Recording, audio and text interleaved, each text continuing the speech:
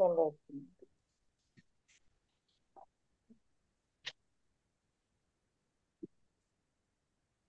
ଆଲୋଚକରେ ପ୍ରବେଶ କରିଛେ। ଏଠି ପ୍ରପାତ କଣ କରୁଛନ୍ତି ନା ଭଗବାନ କରୁଛନ୍ତି। ହରେ କୃଷ୍ଣ। ତେଣୁ ଏତନ୍ୟ ସଂଶୟ କୃଷ୍ଣ ଚତୁର୍ମହର୍ଷ ଶେଷୀ ଶତଦଃ ତଦନ୍ନ ସଂଶୟ ସାସ୍ୟ ଶ୍वेତା ନହୁ ଉପପଦ୍ୟତେ एतन्मे संशय कृष्ण क्षेतुर्महस्य अशेषतः तत् अन्यः न संशय स्यास् क्षेता न उपपद्यते। भूल कहली कि भगवान केते नंबर श्लोक जी? 40 प्रभुजी ठीक ଅଛି ସେଟା। अच्छा हाँ अर्जुन एठे गोटे कथा कहउछंती कौन से कथाटा ना त्वद अन्य संशयस्यास चेता न हु पपद्यते। जेमती पूर्वरे मध्य कहिथिले जे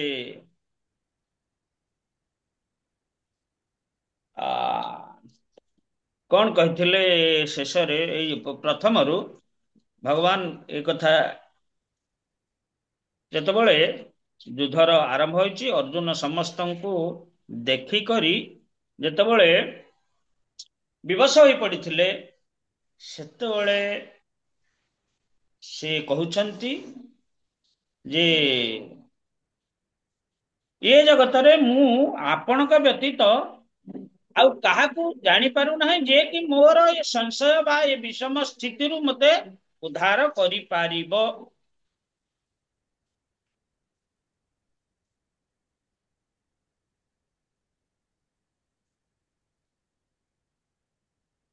कार्पण्य दोष उपहत स्वभाव पृछामि त्वं धर्म समूढ़ चेता जत श्रेयं स्यात् निश्चित ब्रूहितन में शिष्यस्ते हम साधिमां त्वं प्रपन्नम। जत श्रेयम जत श्रेयम स्यात् निश्चित मो पक्षरे जोटा मंगल कर सेटा निश्चित भाव कहंतु। पृछामि त्वं धर्म समूढ़ चेता आपण होचंती धर्मर बेता धर्मर प्रणयक तेणु आपण को मु प्रपन्न हई आपणकर शिष्य होई मु ए कथा जिज्ञासा करुची जे मो पक्षरे कौन मंगलकर हेबो। सेई श्लोक को वर्तमान सेई कथा कहउछंती श्लोक नंबर 39 रे कौन तद अन्यः तुम व्यतीत संशयस्यास्य ए संशयर चेता चेता अर्थात ए संशय को छेदन करिवो बा दूर करि पारिवो। मोर जो ये संशय जो संशयटा प्रकृत जी जोग मार्ग रे अग्रगति करी मध्यस्थल रे अटकी गला तार कि भली गति हबो। तेणु ए कथा मु आपनकर निकट रखुची आपण ये मोर मनर ए जो संदेह को दूर करंतु आपण के व्यतीत आउ केही यहा दूर करि पारिबे नाही। तद अन्य संशयस्यास्य चेता न हु उपपद्यते। हाँ मु आउ काहाकू देखि पारु नाही। तबे भगवान से कथा तार उत्तर दउछंती कौन काली बोध 40 पढ़ाई थिला ना कौन पार्थ नैवेह नामुत्र विनय विनाशस्य तस्य विदते नहि कल्याण कृतु कश्चिति दुर्गतिन्तात गच्छति। भगवान ई तांकर दुईटी श्लोकर ई प्रश्न को इठे गोटिए धाड़े कहीदेले जी अर्जुन जो जोगी मंगलमय कर्म रे नियुक्त से केबे हेले यह जगत रे किंबा पर जगत रे ध्वंस हुए ना। हे प्रिय बंधु जे भल करे तार कदापि अमंगल हुए नाही। एठी यदि आमे कहबा जनमंगल कार्य नारी सचेतनता कार्य समाज सेवा कार्य ये तो मंगलकर कार्य। ताहले महात्मा गांधी कहीं गुली माड़ खाइले ଯୀଶୁ ଖ୍ରୀଷ୍ଟଙ୍କୁ କାହିଁକି କ୍ରୁଶବିଦ୍ଧ କରାଗଲା? ହରିଦାସ ଠାକୁର ତ କାହାର ଦୋଷ କରିନଥିଲେ, ତାଙ୍କୁ କାହିଁକି 22 ବଜାରରେ ବେତ୍ରାଘାତ କରାଗଲା?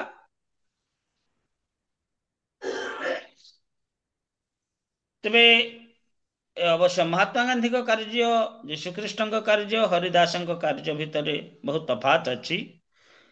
ଯୋଉ କାର୍ଯ୍ୟ ଭୌତିକ ଇନ୍ଦ୍ରିୟ ଉପଭୋଗ ନିମିତ୍ତ, ଲୋକମାନଙ୍କର ସୁଖ ସୁବିଧା ନିମିତ୍ତ ସେଇ ଆଧାରରେ ପର୍ଯ୍ୟବେସିତ, ସେଗୁଡାକ କଣ ନା ନଶ୍ୱର ହେଇପାରେ, ଭଲ ହେଇପାରେ, କିଛି ସମୟ ପାଇଁ ଭଲ ହେଇପାରେ, ଅନ୍ୟ ସମୟାନୁକ୍ରମେ ସେଗୁଡାକ ମଧ୍ୟ ଅଲଗା ଅଭଲ ହେଇପାରେ। ଯେ ପର୍ଯ୍ୟନ୍ତ ଭଲ ହେଉଥିବ, ତୁମେ ଆମର ଭଲ ପ୍ରଧାନମନ୍ତ୍ରୀ, ତୁମେ ଆମର ଭଲ ନେତା, ସବୁ କିଛି, କିନ୍ତୁ ସେଇ ଜିନିଷଟା ଯେତେବେଳେ ପ୍ରତିକୂଳ ପ୍ରଭାବ ସମୟାନୁସାରେ ଆଣିବ, ସେତେବେଳେ ତୁମେ ହିଁ ଇୟାର ମୂଳ କାରଣ, ତୁମେ ହିଁ ଏଥିପାଇଁ ଦାୟୀ। ସେଥିପାଇଁ ତାଙ୍କୁ ଗୁଳିମାଡ଼ କରାଗଲା। କିନ୍ତୁ ତା ପୂର୍ବରୁ ତ ଆଉ କେହି ବାହାରୁ ନଥିଲେ। ତେବେ ଏଇଠି ତତ୍ତ୍ୱ ଦୃଷ୍ଟିରୁ ଆମେ ବିଚାର କରୁଛେ ଯେ ଯୋଉଟା ନଶ୍ୱର ଜିନିଷ, ସେଟା ନଶ୍ୱର, ସେଟା ପ୍ରକୃତ ମଙ୍ଗଳକର କାର୍ଯ୍ୟ ନୁହେଁ। କିନ୍ତୁ ଯୋଉଟା ଶାଶ୍ୱତ ମଙ୍ଗଳ ପ୍ରଦାନ କରେ, ତେଣୁ ସେଟା କିଭଳି ନା, ଗୋଟେ ହଉଛି ମାୟା ଦ୍ୱାରା ପ୍ରଭାବିତ, ଆଉ ଗୋଟେ ହଉଛି ବ୍ରହ୍ମ ଶକ୍ତି ଦ୍ୱାରା ବା ଚିତ୍ ଶକ୍ତି ଦ୍ୱାରା ପ୍ରଭାବିତ। ଗୋଟେ ବହିରଙ୍ଗା ଶକ୍ତି ଦ୍ୱାରା ପ୍ରଭାବିତ, ଗୋଟେ ଅନ୍ତରଙ୍ଗା ଶକ୍ତି ଦ୍ୱାରା ପ୍ରଭାବିତ। ଦେଖନ୍ତୁ, ଗୋଟେ ବହିରଙ୍ଗା ଶକ୍ତି ଦ୍ୱାରା ଗୋଟେ କାର୍ଯ୍ୟ ପ୍ରଭାବିତ, ଗୋଟେ ଅନ୍ତରଙ୍ଗା ଶକ୍ତି ଦ୍ୱାରା ଗୋଟେ କାର୍ଯ୍ୟ ପ୍ରଭାବିତ। ବହିରଙ୍ଗା ଶକ୍ତି ଦ୍ୱାରା ଯୋଉ କାର୍ଯ୍ୟ ପ୍ରଭାବିତ, ସେ କ୍ଷଣସ୍ଥାୟୀ, ଅଲଗା ପ୍ରକାର କାର୍ଯ୍ୟ, ଅଲଗା ପ୍ରକାର ଫଳ ଦେବ, ବାସ୍। ତେଣୁ ବୈଷ୍ଣବ ଦର୍ଶନରେ ତାକୁ ଗ୍ରହଣ କରାଯାଇ ନାହିଁ। ରୋଗୀକୁ ପଥି ଅନୁସାରେ ଖାଦ୍ୟପେୟ ପରିବେଶ ଯୋଗାଇ ଦେବାକୁ ପଡିବ। ଯାର ଅପାଥ୍ୟ ଜିନିଷ ଯଦି ସେ ଇଚ୍ଛା କରୁଛି ତାକୁ ଯଦି ଦେବା, ପ୍ରପାତ ଗତକାଲି ରାତି ପାଠରେ କଣ ଆମେ ଆଲୋଚନା କଲେ ନା, ତାହା ତା ପ୍ରତି କରୁଣା ନୁହଁ, ଦୟା ନୁହଁ, ତା ପ୍ରତି ନିଷ୍ଠୁରତା। ତେଣୁ ଯୋଉ କାର୍ଯ୍ୟ ଚିତ୍ ଶକ୍ତି ଅନ୍ତରଙ୍ଗା ଶକ୍ତି ସହିତ ଯୁକ୍ତ ସମ୍ବନ୍ଧିତ, ତାହା ହିଁ ଆମର ମଙ୍ଗଳ ଦାୟକ ଅଟେ। ସେଭଳି କାର୍ଯ୍ୟ କଣ ନା, ଭଗବାନଙ୍କ ସହିତ ସମ୍ବନ୍ଧିତ, ଯାହା ହଉଛି ଯୋଗ ବୋଲି କୁହାଯାଏ। ଏଟା ତାକୁ ଭୋଗ, ଯୋଉଟା ବହିରଙ୍ଗା ସହିତ ଯୁକ୍ତ ଯୋଉ କାର୍ଯ୍ୟ, ତାକୁ ଭୋଗ କୁହାଯାଏ। ଯୋଉ କାର୍ଯ୍ୟ ଅନ୍ତରଙ୍ଗା ଶକ୍ତି ସହିତ ଯୁକ୍ତ, ତାକୁ ଯୋଗ କୁହାଯାଏ। ତେଣୁ ଏଇ ଯୋଗ କଥା ବର୍ତ୍ତମାନ ଆଲୋଚନା ହେଉଛି, ଭୋଗ କଥା ଆଲୋଚନା ହଉନି। ଅବଶ୍ୟ ପ୍ରପାଦ ଭାଷ୍ୟରେ ଇଏ ଯୋଗ ଆଉ ଭୋଗ ଦୁଇଟା ଜିନିଷକୁ ଆଣିଛନ୍ତି, ସଂଯତ ଅସଂଯତ କଥା କହୁଛନ୍ତି। ୟାର ଜିନିଷଟା ଇଏ ସମ୍ପୂର୍ଣ୍ଣ ଆଜି ଆମେ ଶ୍ରୀମଦ୍ ଭାଗବତମ୍ ଜଡ଼ ଭରତ ଏବଂ ରଘୁରାଣଙ୍କ ମଧ୍ୟରେ ଯାହା ଆଲୋଚନା ହେଇଛି, ସେଥିରେ ଅତି ସୁନ୍ଦର ଭାବେ ପର୍ଯ୍ୟବେସିତ ହେଇଛି ଯେ ବାସ୍ତବିକ ଅସଂଯତ ବ୍ୟକ୍ତି, ଯୋଉମାନେ ଅସଂଯତ, ଯୋଉମାନେ କାମୀ, ଭୌତିକ ଜଗତରେ ଯୋଉମାନେ କାମ ଦ୍ୱାରା କାମାନ୍ଧ ବ୍ୟକ୍ତି, ସେମାନେ କଣ କରନ୍ତି ଯେ ବାସ୍ତବିକ ବାଟ ହଉଛି ଏଇଟା। କଣ ବାଟ? କର୍ମକାଣ୍ଡ ଧାରାରେ ବି ବର୍ଣ୍ଣନା ହେଇଛି, ମାନେ ସେଇ ଧାରାରେ ଆମେ ଚାଲି ଆସିଛେ। ଅବଶ୍ୟ ପାଶ୍ଚାତ୍ୟ ଜଗତରେ ପଶୁ ଭଳି ଜୀବନ ଯାପନ କରୁଛନ୍ତି, କିନ୍ତୁ ଆମର ଗୋଟେ ଧାରା ଅଛି, ସେ ଧାରା ଅନୁସାରେ ଆମେ ପରସ୍ପରକୁ କଣ ହଉଛେ ନା, ଗୋଟେ ବୈଦିକ ରୀତିରେ ଏହାର ଗୋଟେ ଏ କାର୍ଯ୍ୟଟାକୁ ସମ୍ପାଦନ କରୁଛେ, ଯାହାକୁ କୁହାଯାଏ ବିବାହ। କିନ୍ତୁ ହେଲେ ମଧ୍ୟ ଯୋଉମାନେ ବାସ୍ତବିକ ପରମାର୍ଥ ପଥରେ ଅଗ୍ରଗତି କରୁଛନ୍ତି, ସେମାନେ ଅନୁଭବ କରିଛନ୍ତି ଯେ ବାସ୍ତବିକ ୟାର ଲକ୍ଷ୍ୟଟା କଣ। ୟାର ଲକ୍ଷ୍ୟଟା କଣ? ପିଲା ଆଜି ଜନ୍ମ ହେଇଛି, ଆମେ ତାକୁ ଉତ୍ତମ ଶିକ୍ଷା ଦଉଛେ, ନେଇକି ବସରେ ତାକୁ ଛାଡୁଛେ, ସିଏ ଆସିଲା ବେଳକୁ ଯାଇକି ଅପେକ୍ଷା କରୁଛେ, ଆସିବା ପରେ ତାକୁ ପୁଣି ଘରେ ପାଠ ପଢଉଛେ, ହଁ ରାତି ନିଦ୍ରା ହେଇକି। ଇଆଡେ ଶାଶୁ ଶ୍ୱଶୁର ଯୋଉମାନଙ୍କ ଆମ ଯାହାଙ୍କର ଦାନା ପାଣିରେ ଆମେ ଏପର୍ଯ୍ୟନ୍ତ ବଞ୍ଚିଛେ ତାକୁ ଉପେକ୍ଷା କରୁଛେ, ବନ୍ଧୁବାନ୍ଧବ ଯୋଉମାନେ ଆମକୁ ଅବଶ୍ୟ କିଛି ସାହାଯ୍ୟ କରିଛନ୍ତି ବା ଏସବୁ ମାନବିକତା ଜିନିଷ ତାକୁ ମଧ୍ୟ ଉପେକ୍ଷା କରୁଛେ, କେବଳ ଗୋଟିଏ ଜିନିଷରେ ଲାଗି ଯାଉଛେ।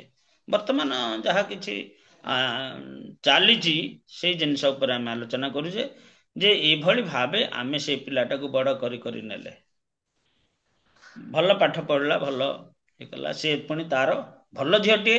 ହଁ ତାକୁ ସୁଇଟେବଲ କ୍ୟାଣ୍ଡିଡେଟ୍ କଣ ନା ସିଏ ତା ଚେତନାଟା ପଶୁ ଚେତନା ହଉ କି ଅସୁର ଚେତନା ହଉ ଯାହା ହଉ, କିନ୍ତୁ ସିଏ ହଁ ଆମ ପୁଅର ଅଫିସରେ ଭଲ ଚାକିରି କରିଛି, ଆଉ ଭଲ ଦରମା ମଧ୍ୟ ପାଉଛି, ଆଉ ତାକୁ ସେ ଠିକ ହବ, ତେଣୁ ଏଠି ବିବାହ କରିଲେ ବାସ୍। ବା ନହେଲେ ସିଏ ତାକୁ ଭଲ ପାଇକି ତା ବାଟରେ ସେ ସିଆଡେ ରହିଲା। ବାହାଘର ବେଳକୁ ଯଦି ଆସେ କଣ ନା ପୁଅ ନାତି ନାତୁଣୀ ଧରିକି ଆସିଲାଣି, ଏଭଳି ମଧ୍ୟ ବା ଝିଅ ନାତି ନାତୁଣୀ ଧରିକି ଆସିଲାଣି।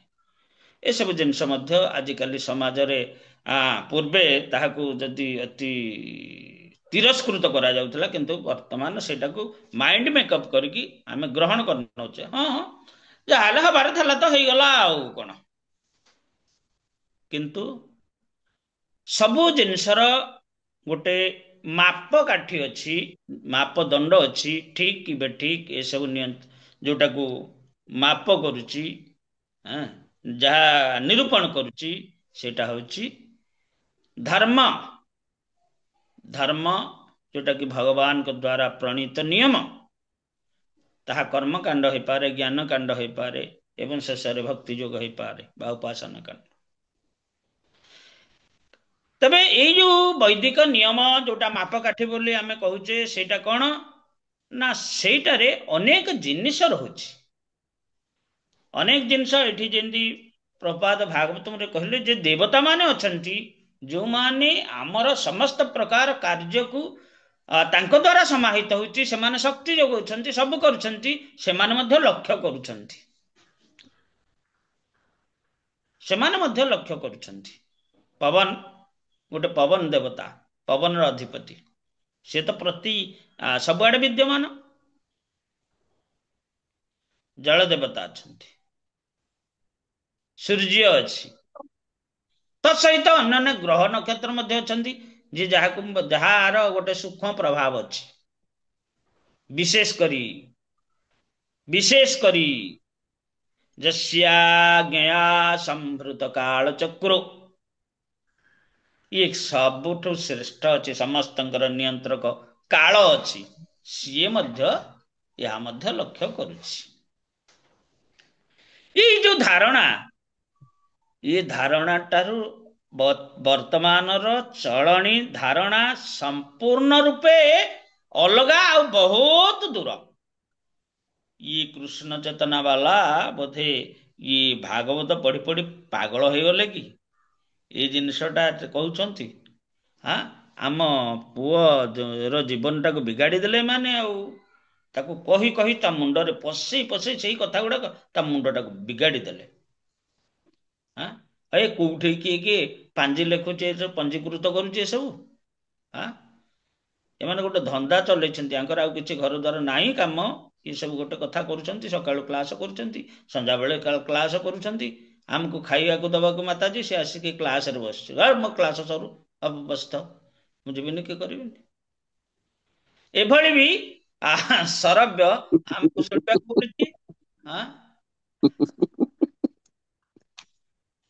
ତେବେ ନାହିଁ, ଗୋଟେ ବାସ୍ତବ ଜିନିଷକୁ ଆମେ ଆସିବାକୁ ହେଲେ, କାରଣ ଏ ଶାସ୍ତ୍ର ତ କୌଣସି ମଣିଷ ଦ୍ଵାରା ତିଆରି ହେଇନି।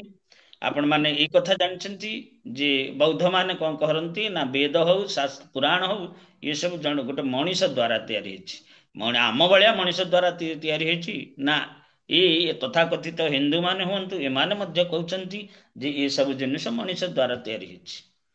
ମଣିଷ ଦ୍ଵାରା ଯଦି ତିଆରି ହେଇଛି ବୋଲି ଏ ଧାରଣା ଆମ ମୁଣ୍ଡରେ ପଶେ, ତାହେଲେ ସମ୍ପୂର୍ଣ୍ଣ ଭୁଲ ହେଇଗଲା।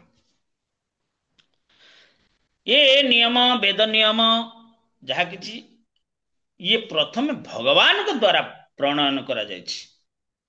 तेणु ये शास्त्र रे ए नियम रे कौनसी प्रकार दोष नहीं। कहीं ना भ्रम प्रमाद विप्रलिशा करण पाटव ईश्वरेर वाक्य नाही एई दोष सब। ये जो बद्ध जीवन जो चारिटा दोष भगवान को कथारे भगवान को वाक्य रे भगवान को निर्देश रे भगवान को शिक्षा रे ये सब नाही। भगवत गीता हाँ तमें कहबा आम दांत भुकुनी तमें तो पढ़नी तुम दांत केमती भुकिब दांत भुकिला तुम बुझी पारुन तुम तो गुरुपादाश्र हबनी बुझीब केमती तुम्हें तो सत्संग करबनी बुझीब केमती। सेथिपाई प्रभुपाद यार गोटे व्यवस्था सुंदर व्यवस्था करिसेंती आम मानक पई। हाँ तद्वारा आमे वास्तविक भल भाव आमको जानिबा आमर कर्म को जानिबा आमर आत्मा को जानिबा आमे कौन करूचे भल कि मंद ये कथा जानिबा तापर सामूहिक कथा आसीबो। आमे निजे आमर निजर मंगल साधित हो सारिया पर जगत मंगल कथा कार्य करिबा कहबा ता कौन ना भारत भूमि ते हइल मनुष्य जन्म जार जन्म सार्थक करी कर पर उपकार। ते पर उपकार करूचे आमे कौन सी पड़ोसी की आस आम भागवत क्लास गीता क्लास करुचु आस आपण माने एथर भाग नियंतु भल जिनस। हाँ एथर भल कथा आलोचना होइछि आत्मा मंगल कथा आलोचना होइछि। काली आमर सुलता माताजी कहले प्रभु जी भवरोग कौन वास्तविक से जेहेतु न्यू कमर से नुआ आसीचंती तांका मनरे एभली संदेह आसीबा स्वाभाविक आम मनरे मध्ये आस्तला जे भवरोग कौन गोटे एटा गोटे कौन गोटे। तेणु आमे साधु संग सत्संग इष्ट गोष्ठी करने द्वारा आम सब किछि जानी पारुचे आमर असंजत जीवन को संजत कर सारे आउ जोटा करि पारुने आस्ते आस्ते कृष्ण को कृपार गुरु कृष्ण को कृपार आस्ते आस्ते समाधान। कारण महाप्रभु हेले महावदान्य अवतार से कृपा करिकी ये सब जिनस आस्ते आस्ते दूरीभूत करदे। से एभली जिनस आमको देव दउछंती जा द्वारा एते स्वादिष्ट एते शक्तिमय हाँ ये आमर मन को एते परिष्कार कर दउछि जद्वारा आमे कौन करुचे ना आमर दैनंदिन कार्य दैनंदिन चिंताधारा दैनंदिन परिवेश को आमे कौन करुचे सफा कर दउछि। आमे जानी पारुचे कोटा भल कोटा भल इत्यादि इत्यादि। तेणु से सबू आमर दरकार कृष्ण भक्ति कृष्ण सूर्य सम कृष्ण जदि आसीगले ये सबू जिनस ये जो मनर जो संदेह जिनस ये सबू दूरीभूत सर्वमंगल मंगलाना मंगल भगवान कृष्ण हेले मंगल मानकर मंगल सर्वमंगल तांकठुआ मंगल किछि नाही। तेणु सीए जदि आसीजिवे सर्वादौ मंगल हो गला सब दिगरु आम प्रति। तेणु एठी भरत महाराज जड़ भरत कहउछंती हे राजन ये जगत रे काली तो कहिथिले जे ये दस्यु सदृश केमती आमर जो चतुर्पार्श्व थिबा आमर पुत्र कन्या बंधु बांधव इमान केमती आमको शोषण करुछंती दस्यु जेभली लुटे से माने प्रति मुहूर्त रे लुटुछंती। जदि से पिला माने जदि कृष्ण भक्त हो जाती आमठू जदि किछि लुटुछंती ताहाले मध्य मंगल कार्य आमर मंगलर जो धारा ता आस्ते आस्ते वृद्धि प्राप्त हबो। से माने लुटिकी सेगुडा कौन करुछंती से माने मध्य तांको मंगल कार्य रे जोटा कि आमर कृष्ण चेतना वृद्धि रे से माने मध्य उपयोग करुछंती। से माने जे मन जेतेबेले परिष्कार हो जिवो सब हो जिवो हां से मध्य अन्य को दान करिवे कौन एबे हेछि कौन भगवत गीता मैराथन अर्थात भगवत गीता ज्ञान समस्त को प्रदान करवा गीता को प्रदान करवा कोठे मूल्य आनिबा कोठे मूल्य आनिबानी।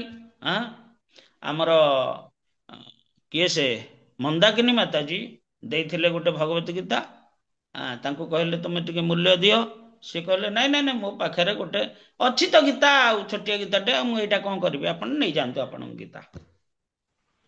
ଏଭଳି ଲୋକ ଅଛନ୍ତି, ଏଭଳି ସମ୍ମୁଖୀନ ଆମେ ହଉଛେ। ତେବେ ସେ କ୍ଷେତ୍ରରେ କଣ କରିବା ନା, ନାଇଁ ନାଇଁ ନାଇଁ ନାଇଁ ପଇସା ଦରକାର ନାହିଁ, ଆପଣ ରଖନ୍ତୁ, କିନ୍ତୁ ଗୋଟିଏ ଅନୁରୋଧ, ଆପଣ ମୂଲ୍ୟ ଦେବାକୁ ପଡିବ। କଣ ସେ ମୂଲ୍ୟ? ଆପଣ କିଛି ସମୟ ବାହାର କରି ରବିବାର ଦିନ ଆମର ସେଣ୍ଟରକୁ ଆସିବେ, ସେଠି କିଛି କଥା ଶୁଣିବେ, କିଛି ପ୍ରସାଦ ସେବନ କରି ଆସିବେ, ଘଣ୍ଟେ ହଉ 2 ଘଣ୍ଟା ହଉ ଆସନ୍ତୁ, ଏଇଟା ଆମକୁ ମୂଲ୍ୟ ରୂପେ ଆପଣ ପ୍ରଦାନ କରନ୍ତୁ। ତେଣୁ ଏଭଳି କଥା କହିବା। ମୁଁ ମଧ୍ୟ କେତେ ଜଣଙ୍କୁ ଦେଇଥିଲି, ଯେତେବେଳେ କହିଲି ୟାର ମୂଲ୍ୟ ଏତିକି ଭିକ୍ଷା ଅଛି, ସେ କହିଲେ ନାଇଁ ନାଇଁ ମୋ ପାଖରେ ଅଛି ଭଗବତ ଗୀତା, ଏଟା ନେଇଯା। ତେବେ ଏଭଳି ଜିନିଷ ଘଟୁଛି। ବାସ୍ତବିକ ଭଗବତ ଗୀତାର ଯୋଉ ରହସ୍ୟ ଜିନିଷ, ଆମେ ଏଇଟାକୁ ବୋଧେ ତୃତୀୟ ଥର ଆମେ ରିଭାଇଜ କରୁଛେ। ଏ ତୃତୀୟ ଥରରେ ଏଇ ଯୋଉ ଭାଗବତମ, ଭଗବତ ଗୀତାର ଭାଷ୍ୟ ହଉଛନ୍ତି ଭାଗବତମ। ତେଣୁ ଭାଗବତମକୁ ଆମେ ପାଠ କରୁଛେ, ତତ୍ସହିତ ଭଗବତ ଗୀତା ପାଠ କରୁଛେ। ଏଠି ଅର୍ଜୁନ କହୁଛନ୍ତି ଯେଉଁମାନେ ଯୋଗ ପଥରେ ଅଗ୍ରଗତି କରି କରି ମଧ୍ୟ ଭାଗରେ ତାଙ୍କର ପତନ ହେଇଯାଏ କୌଣସି କାରଣରୁ, ତାହେଲେ ତାଙ୍କର ଗତି କିଭଳି ଛିନ୍ନ ମେଘ ସଦୃଶ ସତାହୀନ ହେଇଯିବ କି? ଠିକ ବେଳକୁ ଭାଷ୍ୟ ରୂପେ ଆସିଗଲେ ଶ୍ରୀମଦ୍ ଭାଗବତମରେ ଭରତ ମହାରାଜଙ୍କ ଚରିତ୍ର, ମହାରାଜ ଭରତଙ୍କର ଚରିତ୍ର। ସେ ମଧ୍ୟ ଅଧାରୁ କେବେଭଳି ତାଙ୍କର ସାଧନାରୁ ପତନ ହେଇଗଲା। ତାଙ୍କର ଗତି କଣ ହେଲା? ଅର୍ଜୁନଙ୍କର ପ୍ରଶ୍ନ, ଏଇଠି ଭାଗବତମରେ ତାର ଉତ୍ତର ଭଗବାନ ଦେଇଛନ୍ତି। ତେଣୁ ସବୁଠୁ ପୁତ୍ର କନ୍ୟା କଥା ଛାଡନ୍ତୁ, ସେମାନେ ତ ଯାହା କଥା କରୁଛନ୍ତି, କିନ୍ତୁ ଗୋଟିଏ ସବୁଠୁ ଏଇଠି କୁହାଗଲା ଯେ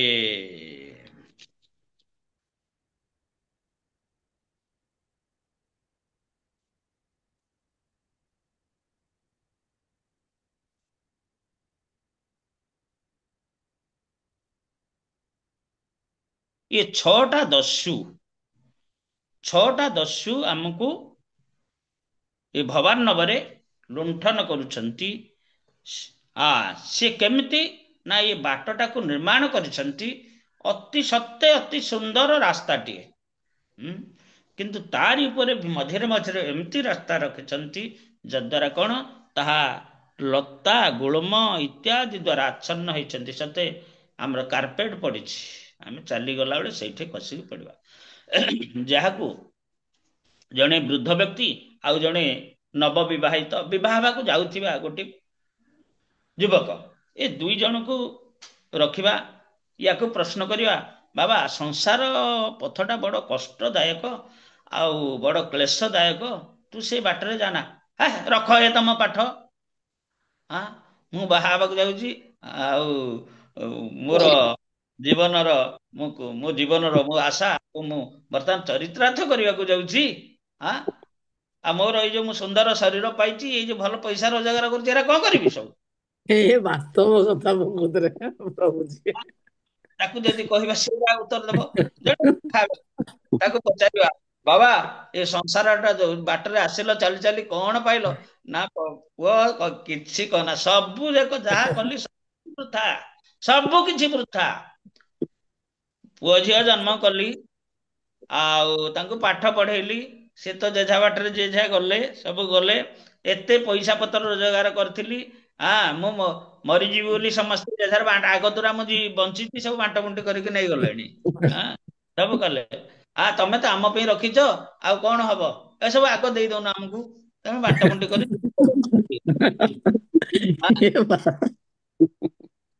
ଏଇ ତେଣୁ ଚାଲିଛି।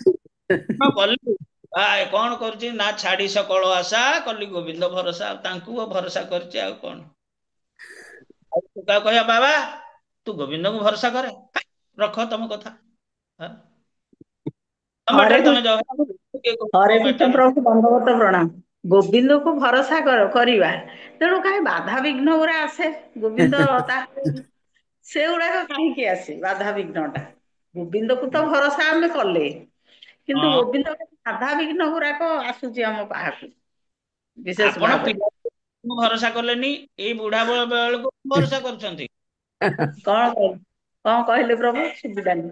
ଆପଣ ପିଲା ବେଳୁ ଗୋବିନ୍ଦଙ୍କୁ ଭରସା କରିଥିଲେ, ଆଉ ଏ ବାଧାବିଘ୍ନ ଆସିଥାନ୍ତା ନା ପ୍ରଭୁଜୀ ଆପଣଙ୍କୁ ଡରଉଥାନ୍ତେ? ନାଇଁ ଯେ ପ୍ରଭୁ ଯାହା ଯାହା ଯେତେବେଳେ ଆମେ କିଏ ତ ପିଲା ବେଳୁ ଆସୁଛି, କିଏ ତ ଏଇ ଯୋଉ ଯୁବକ ଅବସ୍ଥାରେ ଆସୁଛି, କିଏ ତ ବୃଦ୍ଧ ଅବସ୍ଥାରେ ଆସୁଛି। ଆପଣ କଥା କହ, ଆପଣ ଯେ ମୁଁ ଏଇ ସମୟରେ ଗୋବିନ୍ଦଙ୍କୁ ଭରସା କଲି, ମତେ ବାଧାବିଘ୍ନ ଗୁଡିକ କାହିଁ ଆସୁଛେ? ଯଦି ଆପଣ ସମ୍ପୂର୍ଣ୍ଣ ଛାଡି ଦିଅନ୍ତୁ, ପ୍ରଭୁଜୀଙ୍କୁ ଛାଡି ଦେଇକି ଆପଣ ସମ୍ପୂର୍ଣ୍ଣ ରୂପେ ତାଙ୍କଠୁ ଦୂରେଇ ଯାଆନ୍ତୁ, ହେଇପାରିବ? ନାଇଁ ପ୍ରଭୁଜୀ, ହେଇପାରିବନି। ଏକାନ୍ତ ଭାବେ ଏକାନ୍ତ ଶରଣାଗତି ହେଲେ ଗୋବିନ୍ଦ ହେଇଠି ଭରସା। ଇଏ ସବୁ ଇଏ ଛାଡିଦେଲା ମୋ ପାଇଁ, ତେଣୁ ମୁଁ ୟାର ଏକମାତ୍ର ସାହା ଭରସା, ମୁଁ ୟାକୁ କୃପା କରିବି। ଏମିତି କରନ୍ତୁ, ଏମିତି ହେଲେ ସେଗୁରା ହବ। ତ ନାଇଁ, ସେଗୁରା ହେଇପାରିବନି ପ୍ରଭୁ। ସେଟା ଭରସା ଟା ଅଧର୍ମ। ନାଇଁ, ସେଇଟା ଅଧର୍ମ ହବ ପରା। ଆଁ ମାନେ ସେଇଟା ଅଧର୍ମ ହବ, ମାନେ ତାଙ୍କ ବୃଦ୍ଧ ବୟସରେ ତାଙ୍କୁ ଛାଡିଦବା, ସେଟା ଭାରି ଅଧର୍ମ ହବ। ଆଚ୍ଛା, ଇଏ ବୃଦ୍ଧ ବୟସ ତାଙ୍କର ହେଇଥିବ, ରାଶେଶ୍ଵରୀ ମାତାଜୀ ହରିଓମ ଗୋଲକ ବୃନ୍ଦାବନକୁ ପଳେଇଲେ। ନାଇଁ ପ୍ରଭୁଜୀ ନାଇଁ କୃଷ୍ଣ, ସେ ଆପଣ ମତେ ଏଇଲୁ ନିଅନ୍ତୁନି, ଆମ ପ୍ରଭୁଜୀ ବର୍ତ୍ତମାନ କିଛି କରିପାରୁନାହାନ୍ତି, ଆଉ କହିଛି ଆପଣ ମତେ ଏଇଲୁ ନିଅନ୍ତୁନି। ସେଇଟା ପ୍ରଭୁଜୀ ଯୋଉ କହିଲେ, ସେଇଟା ମଲା ପରେ କିଏ ଦେଖି ଆସୁଛି କି? ବୁଝିଲେ? ଏ ଆପଣ ଯଦି ସେଟା କଣ ଭକ୍ତି କିଏ ଦେଖି ଆସୁଛି? କିନ୍ତୁ ଆଖିରେ ଯୋଉଟା ଦେଖିବା ଜଣଙ୍କର ଦୁଃଖ, ସେଇଟା ହଉଛି ଦୁଃଖ ଲାଗେ। ତେଣୁ ମଲା ପରେ ଯେ ଦୁଃଖ ପାଏ, ସେଇଟା ଆମେ କଣ ଦେଖି ଆସୁଛେ କି? ପ୍ରଶ୍ନର ଉତ୍ତର ଦଉଛି, ମୁଁ ଏଇଠି ମୋଟାମୋଟି କଥା କହୁନି, ଆପଣ ଯାହା ପଚାରିଲେ ମୁଁ ତାର ଉତ୍ତର ଦଉଛି। ପ୍ରଭୁଜୀ ଯଦି ଥିବେ ମୋ ଉପରେ ରାଗିବେ ପାଖରେ, ନା ତେଣୁ ନାହାନ୍ତି। ଏଇଟା ମୋଟାମୋଟି ଉତ୍ତର, ଆପଣଙ୍କ ପ୍ରଶ୍ନର ଉତ୍ତର, ମୁଁ ଆଉ ଅନ୍ୟ କିଛି କହୁନି। ଯଦି ଗୋବିନ୍ଦଙ୍କ କୃପା ହବ, ତାହେଲେ ଏକାନ୍ତ ଶରଣାଗତି ହବାକୁ ପଡେ। ଏକାନ୍ତ ଶରଣ, ଭଗବାନ କହିଲେ ସର୍ବଧର୍ମାନ ପରିତ୍ୟଜ୍ୟ ମାମେକଂ ଶରଣଂ ବ୍ରଜ। ଏକାନ୍ତ ଭାବେ ତାଙ୍କର ଶରଣ ଚାଲିଲେ, ଗଲେ, ତାଙ୍କ ପାଦ ପଦ୍ମଙ୍କୁ ଆଶ୍ରୟ କଲେ, ସିଏ କୃପା କରିବେ। ଅହମ୍ ସର୍ବ ପାପିଭ୍ୟୋ ମୋକ୍ଷୟିଷ୍ୟାମି ମା ଶୁଚ। ଆପଣ କଣ ଅଧର୍ମ କଥା କହିଲେ? ସର୍ବ ପାପିଭ୍ୟୋ ମୋକ୍ଷୟିଷ୍ୟାମି ମା ଶୁଚ, ଭଗବାନ ତ କହୁଛନ୍ତି। ତେଣୁ ବାସ୍ତବ ସ୍ଥିତି କି ବୁଝନ୍ତୁ ମାତାଜୀ, ବାସ୍ତବ ଆଜ୍ଞା। ସ୍ଥିତି କଣ? ବାସ୍ତବ ସ୍ଥିତି ହଉଛି, ବାସ୍ତବିକ ଆମେ ଭଗବାନଙ୍କ ଉପରେ ସମ୍ପୂର୍ଣ୍ଣ ରୂପେ ଭରସା କରୁନେ। ଭର୍ତ ମହାରାଜ ତାଙ୍କ ଏଇ ଜୀବନରେ ବର୍ତ୍ତମାନ ଜଡ ଭର୍ତ ରୂପରେ ଅବତୀର୍ଣ୍ଣ ଆସିଛନ୍ତି। ବର୍ତ୍ତମାନ ଏଇ ଯୋଉ ଶିକ୍ଷା ଦଉଛନ୍ତି, ଗୋଟେ କଣ କହିଲେ ଏଇଠି, ମୁଁ ଅଣ୍ଡରଲାଇନ କଲି, କୁଆଡେ ସେଇଟା ପଳେଇଲା। ଏଇ ଯୋଉ ଏଇ ଯୋଉ କାମାନ୍ଧ କଥା ଏଠି କୁହାଯାଇଛି। ଏଠି କହିଛନ୍ତି ଯେ ବାସ୍ତବିକ ଗୋଟେ ପିଲାକୁ ଯଦି ଆମେ କହିବା ଯିଏ କି କୃଷ୍ଣ ଚେତନଶୀଳ ବିଲକୁଲ ହେଇନି, ସିଏ ତେଣୁ ତାର ଯୋଉ ଶାରୀରିକ ଗଠନ, ତାର ଆର୍ଥିକ ବଳ, ଶାରୀରିକ ବଳ, ବୌଦ୍ଧିକ ବଳ, ଏସବୁ ଜିନିଷରେ ସେ କେବଳ ଗୋଟେ ଏସବୁ ଉପଯୋଗ କରିକି ସେ କଣ କରୁଛି ନା ଆନନ୍ଦ ପାଇବା ପାଇଁ ଚେଷ୍ଟା କରୁଛି। ସେ ଆନନ୍ଦ ଟା କଣ ନା, ମୁଁ ବିବାହ କରିବି, ଗୋଟେ ଭଲ ଝିଅକୁ ବିବାହ କରିବି, ଆଉ ପରସ୍ପର ଆମେ ଉପଭୋଗ କରିକି ସେଥିରୁ ଆମେ ସୁଖ ପାଇବୁ। ଯେତେ ପଇସା ପତ୍ର ଯା, ଭଲ ଘର କରିବୁ, ଭଲ ଗାଡି ଚଢିବୁ, ଏସବୁ କରି କରି କରି କରି ଏଇ ତା ଦ୍ଵାରା ସୁଖ ମିଳିବ ନା ଆଉ। ତେଣୁ ଆମର ଜାଗତିକ ଧାରଣାଟା, ଭୌତିକ ଧାରଣାଟା ତାରି ଉପରେ ପର୍ଯ୍ୟବେସିତ। ସୁଖଟା ହେଇଠି ଅଛି, ମୁଁ ଭଲ ବାହା ହେବି, ଆଉ ସେଇଠୁ ସୁଖ ପାଇବି। ମୋର ସୁଖର ପାତ୍ର ହଉଛି ମୋର ସ୍ତ୍ରୀ, ସ୍ତ୍ରୀ କହିବ ମୋର ସୁଖର ପାତ୍ର ହଉଛି ମୋର ସ୍ଵାମୀ, ମୋ ସ୍ଵାମୀ କି ମୁଁ ସନ୍ତୁଷ୍ଟ କରିବି, ସେ କହିବ ମୋ ସ୍ତ୍ରୀ କୁ ସନ୍ତୁଷ୍ଟ କରିବି, ସେ ଯାହା କହିବ, ଯେତେବେଳେ ଯାହା ଶାଢୀଠୁ ଗାଡି ପର୍ଯ୍ୟନ୍ତ ସବୁ ତାକୁ ଯୋଗେଇବି, ଗହଣାଠୁ ଆରମ୍ଭ କରି ସବୁ ପ୍ରକାର ଜିନିଷ ତାକୁ ଯୋଗେଇବି, ଆଉ ସିଏ ମୋର ସୁଖର ସାମଗ୍ରୀ, ଏକମାତ୍ର ସୁଖର ସାମଗ୍ରୀ। ଯେତେବେଳେ ସ୍ତ୍ରୀ ମଧ୍ୟ ସୁଖର ସାମଗ୍ରୀ ହେଇ ନ ପାରୁଛି, ତାପରେ ସେ ଲମ୍ପଟ ଭାବକୁ ଗ୍ରହଣ କରି ଅନ୍ୟ ଯୋଉ ସଙ୍ଗ କରୁଛି, ଅବୈଧ ସ୍ତ୍ରୀ ସଙ୍ଗ କରୁଛି, ଅନ୍ୟମାନଙ୍କ ସହିତ ମଧ୍ୟ ସମ୍ପର୍କ କରୁଛି, ଯାହା କିଛି ପଇସା ପତ୍ର ରୋଜଗାର କରୁଛି ସେ ବାଟରେ ସେ ଖଟୁଛି। କାରଣ ସୁଖ ଜିନିଷଟା ଏଇଠି ଅଛି ବୋଲି ତାର ଧାରଣା, ଯେ ପ୍ରକୃତ ସୁଖ କୋଉଠି ଅଛି ଏଇଟା କେହି ଜାଣୁନାହାନ୍ତି। ତେଣୁ ଯିଏ କୃଷ୍ଣଙ୍କ ଶରଣରେ ଆସିଛି, ମହାପ୍ରଭୁଙ୍କ ଧାରାରେ, ଗୁରୁ କୃଷ୍ଣଙ୍କର ଆଶ୍ରୟରେ ଆଶ୍ରିତ ହୋଇଛି, ସେ ସୁଖର ଜିନିଷ ଜାଣିଛି। ସୁଖର ଜିନିଷ ଜାଣିଲେ ମଧ୍ୟ ଆସ୍ୱାଦନ କରିପାରୁନି। କାହିଁକି ଆସ୍ୱାଦନ କରିପାରୁନି? ନା ତା ଚିତ୍ତ ଶୁଦ୍ଧ ହୋଇପାରୁନି। ଚିତ୍ତ ଶୁଦ୍ଧ କରିବାର ବାଟ ମଧ୍ୟ ସେ ପାଇଲେ ମଧ୍ୟ ତାକୁ ଠିକ ଉପଯୋଗ କରିପାରୁନି। ସେ ଆଗ ଅଗ୍ରଗତି କରିବ କେମିତି? ସେ କିଭଳି ଅଗ୍ରଗତି କରିବ ତାର ଏଇ ଯୋଉ ଆଧ୍ୟାତ୍ମିକ ପଥରେ, ସେ ଯଦି ସମ୍ପୂର୍ଣ୍ଣ ଏହାକୁ ଭରସା ନ କରିବ, ତେଣୁ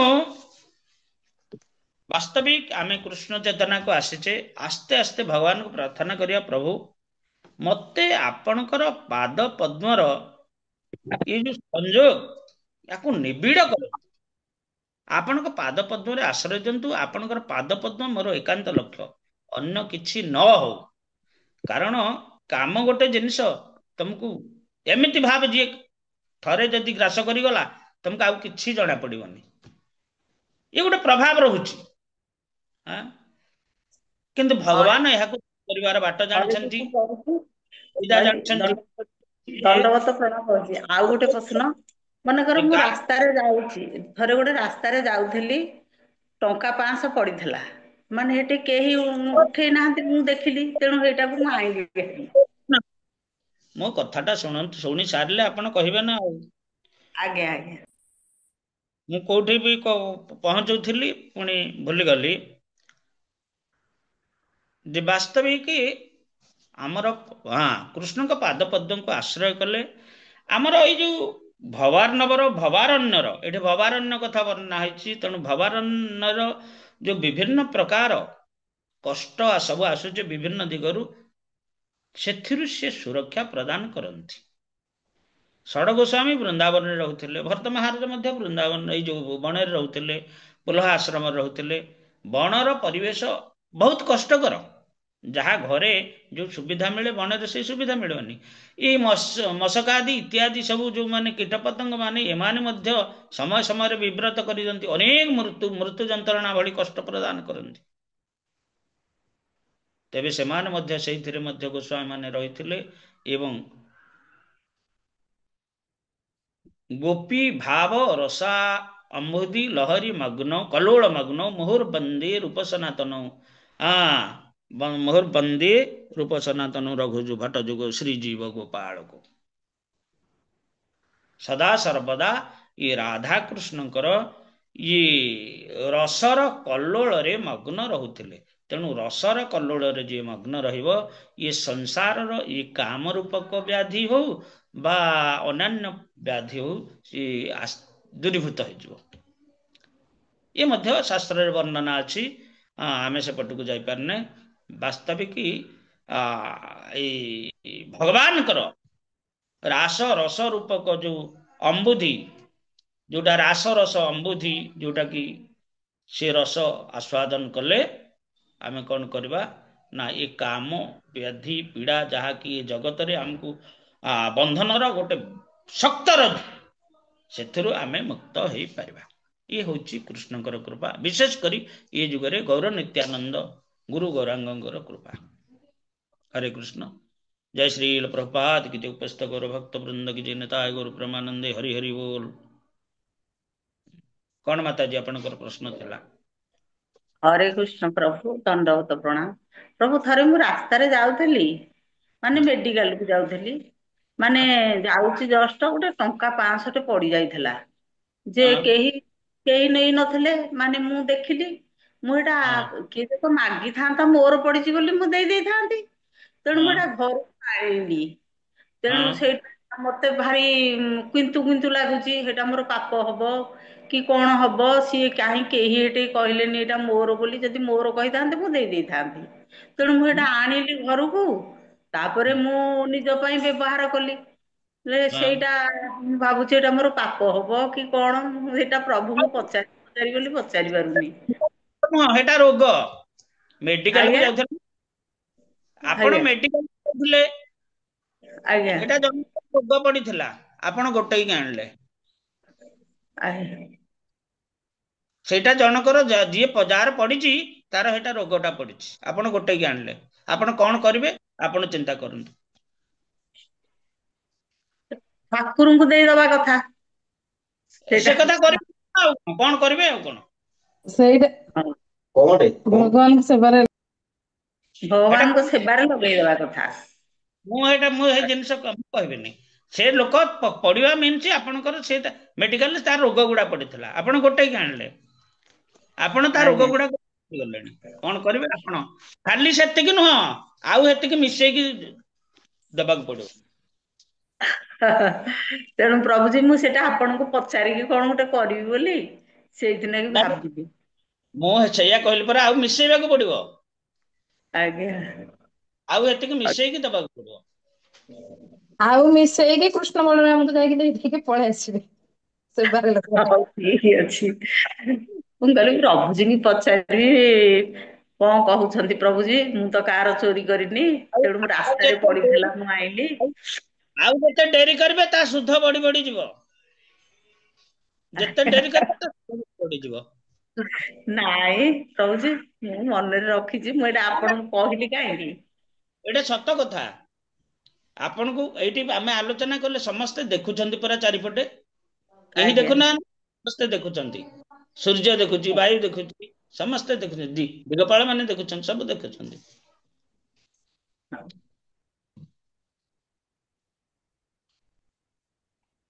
हरे कृष्ण, समस्तଙ୍କୁ दंडवत प्रणाम। वंशा कल्पतरुभ्यश्च कृपा सिन्धुभ्यश्च पतितानां पावनेभ्यो वैष्णवेभ्यो नमो नमः। समस्तଙ୍କୁ दंडवत प्रणाम। भूल ଥିଲେ କ୍ଷମା ସମସ୍ତଙ୍କୁ କର। ହରେ କୃଷ୍ଣ, ସମସ୍ତଙ୍କୁ ମୋର ଦଣ୍ଡବତ। ହରେ କୃଷ୍ଣ ସମସ୍ତଙ୍କୁ ମୋର ଦଣ୍ଡବତ ପ୍ରଣାମ। ହରେ କୃଷ୍ଣ ସମସ୍ତଙ୍କୁ ମୋର ଦଣ୍ଡବତ ପ୍ରଣାମ। ହରି ବୋଲ। ହରେ କୃଷ୍ଣ ସମସ୍ତଙ୍କୁ ଦଣ୍ଡବତ ପ୍ରଣାମ। ପଞ୍ଚକୋଦ୍ରଭ୍ୟଶ୍ଚ କୃପା ସିନ୍ଧୁଭ୍ୟଶ୍ଚ ପତିତାନାଂ ପାବନେଭ୍ୟୋ ନମୋ ନମଃ। जय श्री ल प्रभुपाद की जय, जय श्री ल गुरुदेव की जय, नित्याय गौर प्रेमानंद हरि हरि। ସମସ୍ତଙ୍କୁ ଦଣ୍ଡ ପ୍ରଣାମ। ହରେ କୃଷ୍ଣ ସମସ୍ତଙ୍କୁ ଦଣ୍ଡବତ ପ୍ରଣାମ। हरे कृष्णा धन्यवाद। पंचा कल्पतरुभ्यश्च कृपा सिन्धुभ्यश्च पतितानां पावनेभ्यो वैष्णवेभ्यो नमो नमः।